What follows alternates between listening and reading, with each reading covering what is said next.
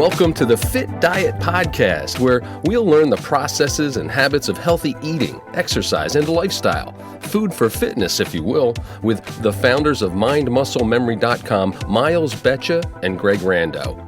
Miles' expertise with programs and coaching have led him to training thousands of clients all over for the past 2 decades with enormous success, and he's dedicated himself to transforming the course of fitness and health for many. And his partner, Greg Rando, has his own unique skill set as a professional in the world of bodybuilding, with the ability to teach and inspire all he comes in contact with. Join me now as we discover the secrets of sticky fiber and proper habits and how to implement the MindMuscleMemory.com lifestyle. Welcome in and thanks for listening. Hello, and happy Friday, Junior. That's right, it's Thursday, and you're joining the scheduled episode for the Fit Diet Podcast brought to us by M3, MindMuscleMemory.com, and his co-founders Greg Rando, Miles Betcha. Happy Friday, Junior, guys. How are you? It's episode number 25. Excellent. Great, huh? Good. How are you doing today? That's a milestone. It's a milestone, Miles. Doing good over here too, Bobby. Miles. Good deal. How you doing, Miles? Oh, good. Excellent. Yeah, today's the day. Outstanding. Thursday, Friday Junior. I like that. That's right. It's Friday Junior. And we're going to ask a question right now. It's going to be, Alexa, find the top 10 gym do's and don'ts for improving movement and results. Well, we don't need Alexa. We have the staff here and the experts going to answer these questions. Guys, great topic today on the blog over at the webpage, mindmusclememory.com. Indeed, again, the top 10 gym do's and don'ts for improving movement and results. Miles, why don't you start us off with number 1 and give us some insight, please? Sure. We put down here that the top one to do is stretch before and after each workout, and that's the don't is don't stretch only when you feel tight, because that doesn't allow you to really focus on your body. And if you just stretch when you feel tight, you've probably already gone to where you're about to injure something. And we really have to stretch and know our range of motion on our joints, know our range of motion when we do our workouts, and knowing those range of motions and the flexibility, because we stretch before and after, will get us to where we get more in touch with our body, our mind connecting to our body more. And so, and the don't part is when you're just only stretching when you feel tight. I'll tell you that one part about it is if you feel tight, it's going to take you a while to overcome that. And usually it's something that, again, is already set in time to get you to potentially have an injury, or like we talked about, having muscle imbalance. Yeah, I always tend to do just that, Miles. I don't even think of stretching 9 times, for the majority of the time, unless I feel tight. And by that time, it's the horse is already out of the barn, so to speak. So yeah. And Greg's got a great routine. It's something that he put into his day, right? Greg, you want to talk about what you put into your day for your time to do your stretching? Yeah. I mean, as years go on and we're working out in the gym and we're flexing and squeezing and shortening and contracting everything, I kind of realize if I'm going to be able to sustain this type of activity, I better start taking care of my muscles. So I started learning flexibility better and incorporating routine that would serve me and my activity, my schedule. And since then, it's really improved my muscle imbalances, which have alleviated to the point where I'm able to improve my alignment, the bilateral issue I have in my hips. But I tried for many times to get a chiropractor to help, or a physical therapist, and without the flexibility and the compliance in the muscles to allow for the movement and then supporting for the movement, I just wasn't getting the results I wanted. So, the pain relief was really the main motivator. But since I've benefited in many ways, like as we say, posturally and not having limitations to my movements. So you've incorporated that into a daily routine. Now, do you share that insight with your clients as well? When you're doing, for instance, a training, is that one of your first qualifying questions? Hey, Mr. or Mrs. Tea Kettle, are you stretching? Is that something that you encourage? Well, we talk about the components that make up a good total, health program full of health components and, the fitness, the diet, the flexibility and things like that. So we discuss all those things, and we talk about how they may fit into each individual's routine. But as I have experienced myself, some of them we don't always make time for everything, or keep routine with everything, and sometimes flexibility. I know for me, it would be one of those things where I didn't make as much time for. But like we said last episode, pain sets in, and pain is information. Mm-hmm. So for me, it was a great motivator. And just this morning, I had a client come in. She says my knee's tight, and she had a knee replacement a couple years ago.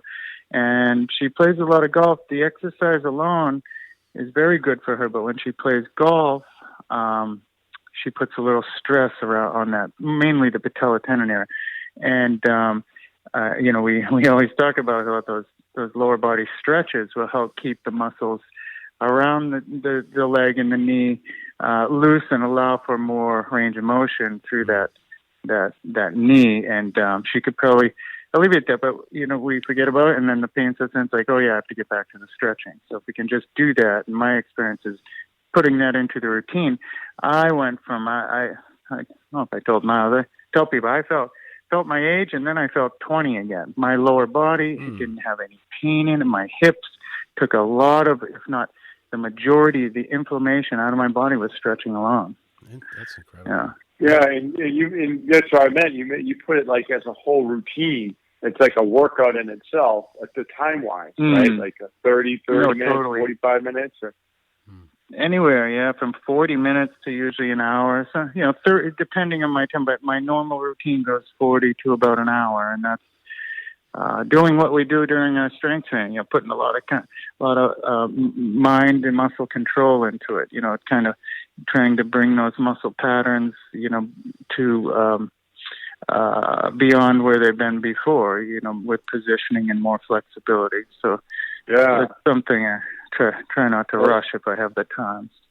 Yeah. Well, Bobby, what do you think? If you can, did you hear him say that? He felt his age, then he felt 20. I was like, I'm in for that. I know, sign me up, right? Sign me up. I felt my 30 takeaway. And then I felt 20. That was my takeaway. Now, let me ask you guys this question. So, lactic acid, number one, Miles, if you could explain to the listeners what that is, and number two, does stretching help alleviate that pain at the onset of when we experience getting the lactic acid buildup? Well, yeah, the lactic acid is a byproduct of the muscle contraction and the flexing of those engines. And I usually just say it's kind of like the exhaust pipe.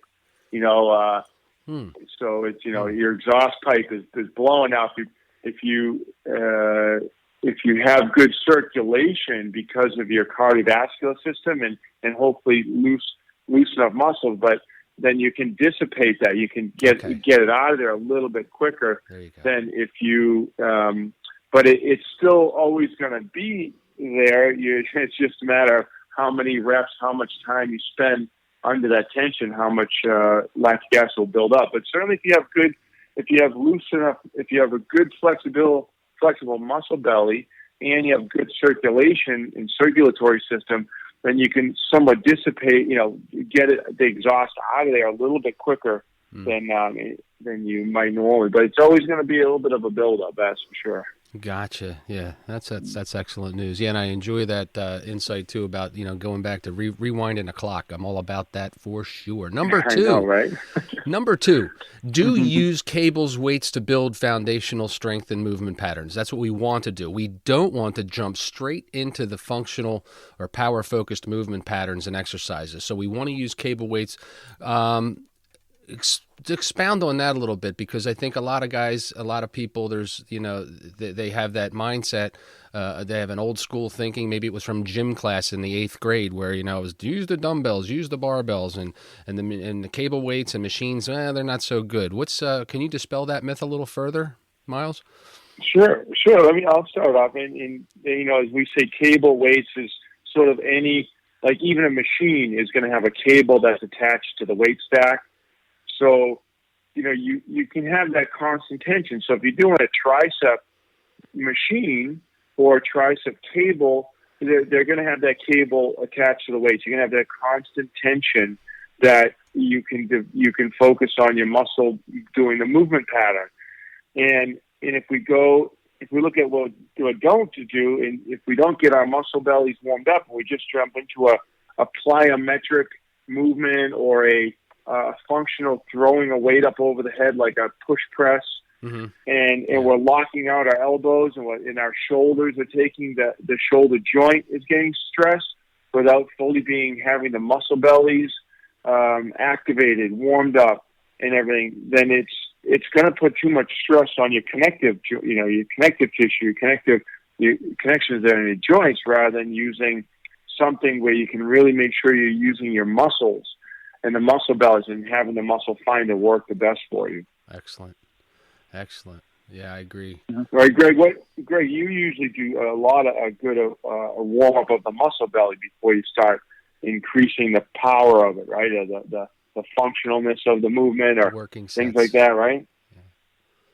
Yeah, without a doubt. Especially, when I am doing the power movements, I will definitely, if it's a leg day and I'm doing compound movements in my lower body, I do like to warm up my thighs, my individual muscle groups, and get the range of motion, determine, what type of, if any, limitations throughout the range of motion I have, and at the same time getting those blood in the areas and getting that connective tissue that is supporting the joints all free moving and flowing.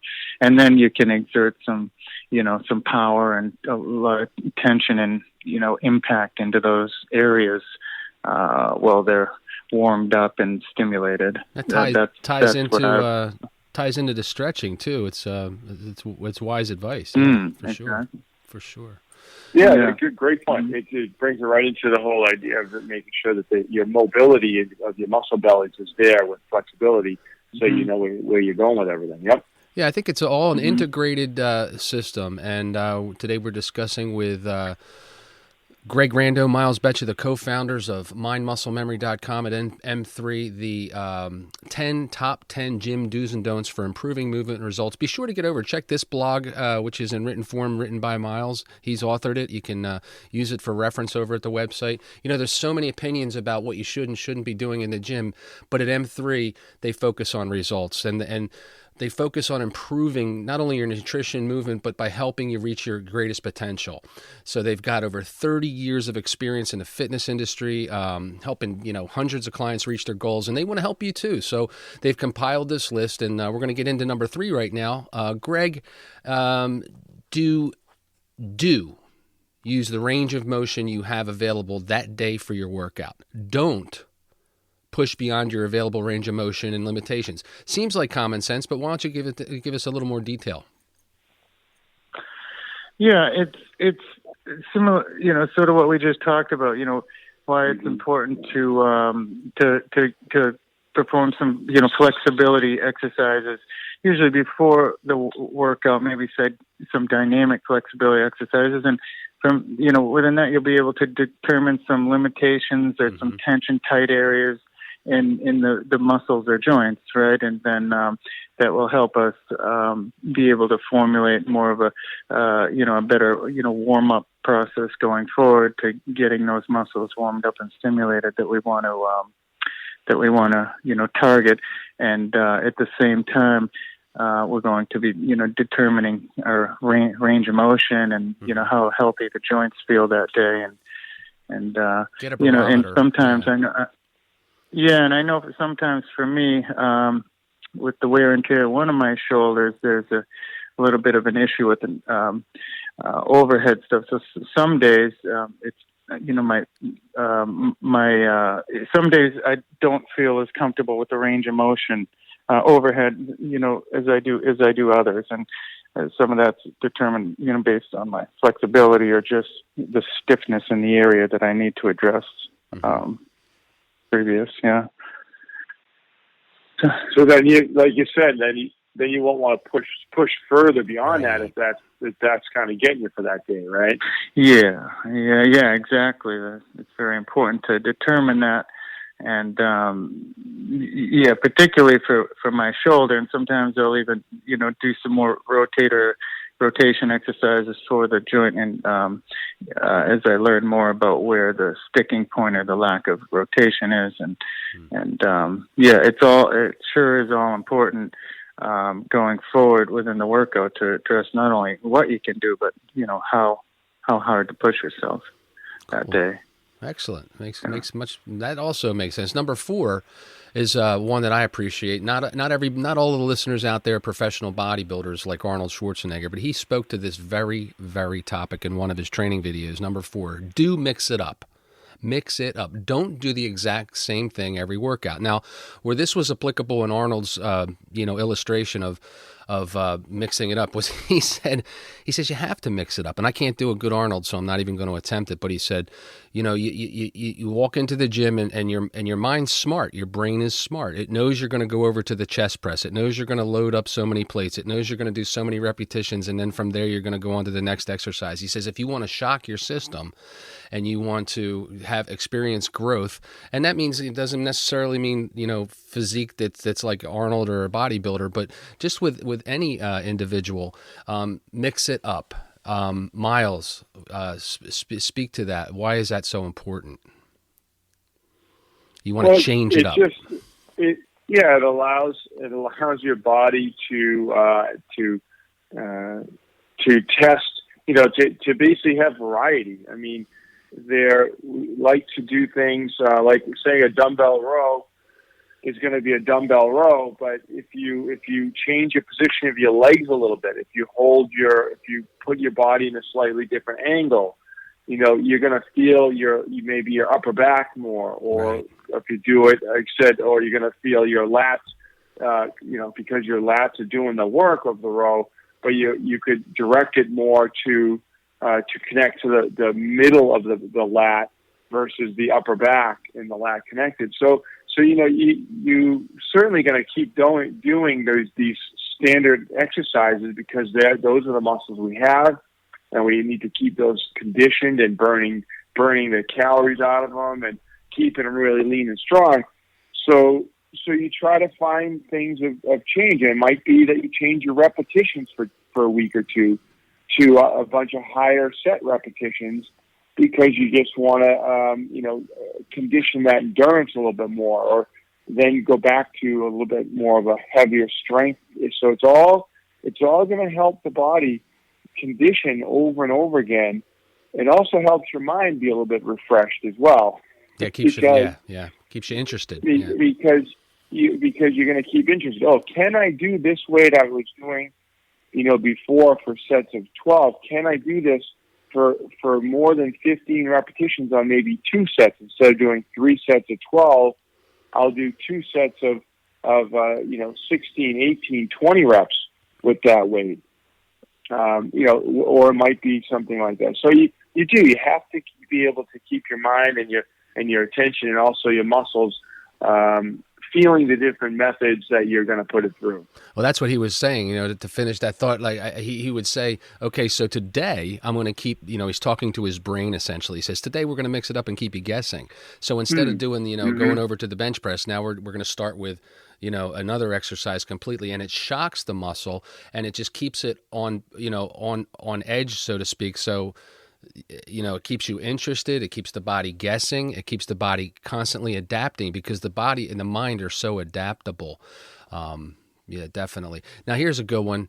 Number 5, do leg day, right? Don't skip leg day. How many times do we see in the gym, guys, and I was guilty of this. I was the only guy on the beach with sweatpants. I had that light bulb figure, These guys, they'll just work on upper body. They'll do curls for the girls, and they'll do chest and back, and their legs, they just look out of proportion. But there's more significance to it than just appearance, isn't there, Greg? Yeah, I mean, absolutely. I mean, the lower body, right? That's responsible for holding us up and our balance and everything. So, if we're not developing strength and flexibility and balance in the lower body, as we do in the upper body, we're going to develop imbalances and issues. And in addition to that, the leg muscles, are some of the biggest muscles in the body that are responsible for carrying us around all day, and they require a lot of conditioning and maintenance. And in doing that, it's going to improve all the systems of the body with the intensity and the requirements they put on the rest of the body. So, I mean, there are just many benefits to keeping all of the muscle groups in the body strengthened and toned, like Miles talked about. If we want an effective, efficient metabolism, we have to keep all the muscle groups active. And so, many reasons, both health and physical and well, and you said even for the golf thing, you said even the golf, right. To keep them flexible and strong for golf and your hips and everything in alignment, it's just for something you want to keep doing year after year too. Right? Absolutely. Oh yeah, yeah. And if you look at the blueprints for a house or a building, everything starts with the foundation, right? If the foundation isn't proper, then the walls aren't going to stand proper. The roof's not going to set right on the walls. You're going to have a shaky structure or edifice. So it stands to reason that the body's the same way. The one other thing about the legs, guys, that I've noticed is like they're used so frequently. For example, the calf muscle, it's a dense muscle. And to shock it and make it grow and optimize it its full potential, we really have to tax it because it's under duress all day as it is. So it's super accustomed, which ties back into doing the same thing every day in terms of a workout. We can almost look at it that way. Like it's so used to doing what we have to do. We have to really put it under a different duress, and we can't take it for granted. We can't skip it unless, again, we want to wear sweatpants on the beach. So it's too hot to wear sweatpants on the beach, Miles. Stop chuckling. It is. I know. Plus, it's embarrassing. Everybody knows it's because you don't do legs. You skip leg day. That guy skips leg day. That's why he's wearing sweatpants on the beach. Yeah, I know. That's me. You don't have to point fingers. Number 6, initiate your movement through the prime mover. That's initiate your movement through the prime mover. That's the focus muscle group. Don't, however, lift and move through your stabilization movement and joints. I think I have an idea about that, but Miles, can you elaborate, please?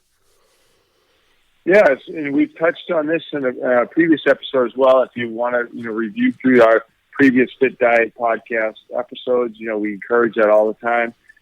We post those up for availability. You can scroll back and start our way back at the beginning. But we did just talk about this one, and this is really for the article purposes here. We want to be able to say that when you get the proper muscle pattern, the muscle pattern to move the muscle belly to a flex and a stretch properly, that's where you should be initiating and feeling that muscle perform the lift itself and lifting the weight up and down and holding the body position. Right. And if you are putting, and you don't want to do, is try to move through where the joint is and try to just pull on the joint area, because you're going to continuously stress that area, and that will not give you the results you want, and it'll also cause injury over time. I gotcha. So we always try to do things to avoid injury and improve our body's, muscle state, strength, endurance. We talked about the range of motion, the flexibility. So yeah, it's really making sure your prime mover for that muscle is doing the work. Outstanding. Another good point is since this is episode number 25 in such a quick fashion, we've been at it for a little while. Go back and not only listen to the the wisdom that these fellas, Greg and Miles, have to share with you via the earlier episodes. But listen to how unprofessional we are. Here at Mind Muscle Memory Fit Diet Podcast, we really strive to be professional, but sometimes we miss the mark. So if you want to get a good living example of it, certainly look it up, check it out. You'll get some education and maybe a chuckle or two. Who knows? But number 7. That's right. Use the 60-40 rule. That's what we want to do. We don't want to rely on our joint strength alone to move weight or complete exercises. This is kind of dovetailing into what we talked about a little bit earlier. But Greg, so just put a bow on number 7 if you could. Yeah. Just what we were just speaking of, and we talked about it last episode as well. Those stabilizing areas, they're roughly 40% of the involvement of the areas, and then those areas that we stretch and contract through, those are the target groups that we really want to put about 60% of the effort into. So, if we don't, our posture and our position that we focus on so much at Mind Muscle Memory, leading to developing efficient and quality muscle patterns, that is all allowing us. Those positions and postures are allowing us to be in the right state to target the area we're setting out to doing. And that will allow us to find just the right range of motion, just the right ability to stretch and to contract, to lengthen and pull through those target areas. So the position and our positioning and our stabilizing areas are responsible largely for helping us target. And then when we target, we can keep that focus on that stretching and tightening through that target area, and we'll be able to efficiently develop, strength while we limit the impact and stress on those joints protected by the stable areas that aren't taking so much impact because we're concentrating on that target. Yeah. Well, it's the mind, and that's awesome. That's where it incorporates with that focus, and that's part of the methodology that you guys have folks subscribe to. Number 8, and this is always this was always something that I thought and I think a lot of people do too. Well, if I'm not working out, I'm not growing, or I'm not staying in shape or anything. Discounting the proper just counting rest. So we want to do number 8. We want to allow for proper recovery. What we don't want to do is try to work out 7 days per week. And that may be the temptation. Miles, we need to take a break for a couple, 3 reasons at least. What are they? Well, our body, our engines, and our muscles are, we would just say, you got to shut it down. You've been going at 3,000 RPMs, 4,000 RPMs, maybe revving it up even higher, 5,000 RPMs once in a while, depending on what you're doing for your weightlifting and your cardio. Right. But if you don't shut it off and let all of that cool off, this is a cooling period you need to do. You need to let those muscles rejuvenate and replenish their energy stores, because that's an active process of rejuvenating the energy stores. The tissues themselves need to recuperate. The tissue, if there's any inflammations that happen, if there's any tears, stress that was tears put on that, all that needs to be recuperated, and also even just your mind. I talked today to a group. I talked today to a group about the neurotransmitters that we excite when we're doing our workout. I said it's not much different than because he's a musician, same as you, Bob. He's a musician, one other person in the group, and so it's like when you're playing the music and you're singing, you're getting the neurotransmitters. You're putting something out there for your mind to get out that music, and you need to recover from that activity. So even then, that brain activity we need to recuperate from and have a little downtime on that. So those are some of the main attributes I would say to make sure that you're always looking at, am I properly recovered before I go at this again? Because the worst thing you want to do is have a bad day where you are not recovered well and you have something strained in the wrong place in the gym, or you're sloppy on your cardio, you're out for a run, or you're even riding riding the bike and your hips are in the wrong position because you haven't recovered well, and you strain yourself pretty bad. You have to take 2 weeks off, 3 weeks off from that area because you have to recuperate from it. Well, it stands to reason, our bodies are programmed to, on average, we need 8 hours of sleep. And there's a reason for that. If we went 24/7, 24 hours a day all the time, we'd never have that time to rejuvenate, repair, recover. Now, the other side of that coin, fellas, is we don't want to, rest too long. Okay, it's rest, but we want to get back after it so we can hit those 3, 4, and 5,000 revolutions per minute on the old motor, the muscle motors. That's right. That's right, man.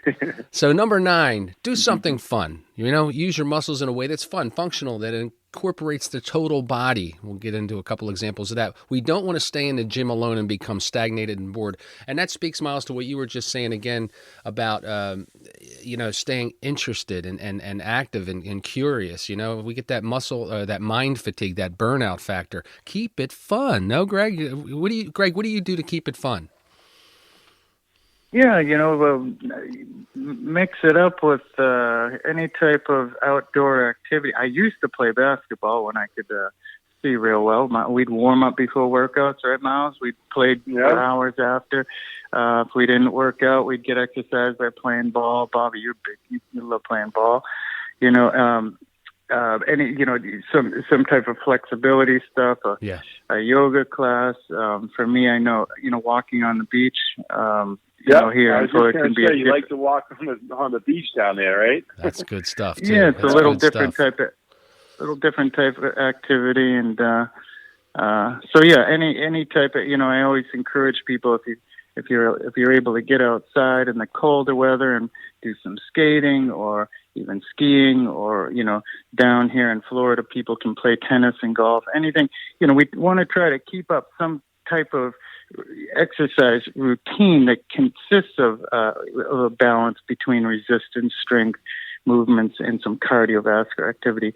But in and around that, we can benefit in those areas too from other outdoor activities or fun activities. Yeah. Yeah, and I was going to say you put it down like functional, something that's kind of like we talked a little bit about, say, swimming or hiking or sports, but like functional, like walking on the beach is not just enjoyable. You put a smile on your face, but it's also very functional for your hips and calves and legs. I have people that just need to be in the pool. Just listen, it's fun to be in the pool. Throw the volleyball, throw the ball around there, or just sit in the pool and use your, kick your legs for 10 minutes, sitting on the stairs in the pool, right, and do, lateral movements and adductors and abductors and kick the swim kick, scissor kicks. And you can just sit there in the pool for 10 minutes and it's fun, enjoyable. A lot of people have TVs by the pools. You can watch your program while you do it. Yeah. Yeah, there's so much you can do and get creative. And if you just, get quiet, listen to your mind, go through those stretching exercises, experiment. We're in charge. We have this wonderful machine that we've been endowed and bestowed with, and that's the human body. And it's just if we can maximize it, we're not only going to get a better quality of life, but Lord willing, it'll increase the longevity and the functionality as we go through the experience here on the planet. So all good stuff. Number 10, the final one. And again, we're listening to the Fit Diet Podcast, brought to you by MindMuscleMemory.com. The fellas at M3, Greg Rando, Miles Betcha, co-founders. Number 10, guys, do cardio and lift weights, okay? It's a balance. We don't want to just do one or the other. Kind of speaks to what we've been talking about, but I'll throw my 2 cents in here. If we get it, I have an addictive personality. If one's good, 10's better. And if I find something that's good, I kind of get in that groove and that rut, kind of like with relating back to the early thing, the Arnold, comparison that I made. So it's so key to do both for all the reasons we've been talking about: balance, stability, core strength, and I think that for both of these exercises, whether it be cardio on the bike, the treadmill, the step mill, the elliptical, the recumbent bike, or lifting weights, we need to stretch. We need to be mindful, and that will keep us interested. I'm sure you guys can concur. Absolutely. Yeah, it's good stuff. it's a well-rounded exercise program, that's going to pay off in many ways, health-wise,